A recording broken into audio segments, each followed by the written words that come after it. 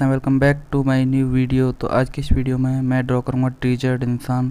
तो ये उनकी रेफरेंस पिक्चर है। अगर आप भी इसे चाहते हैं तो डिस्क्रिप्शन में इसकी लिंक है, आप वहाँ से इसे डाउनलोड कर सकते हैं।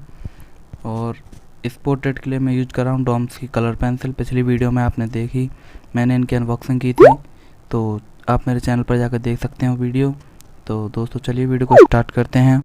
और दोस्तों अभी तक आपने मेरे चैनल को सब्सक्राइब नहीं किया तो मेरे चैनल को सब्सक्राइब कर दें। इसे बनाने में मुझे समथिंग 4 घंटे का रियल टाइम लगा है। तो वीडियो पसंद आए तो वीडियो को लाइक भी कर देना और हो पाए तो मेरे चैनल को सब्सक्राइब भी कर देना। तो फ्रेंड्स मैं फर्स्ट टाइम इन पेंसिल्स को यूज़ कर रहा हूँ, तो देखते हैं फाइनल रिजल्ट कैसा आता है। तो बने रहें वीडियो के अंत तक। चलिए दोस्तों वीडियो को देखते हैं।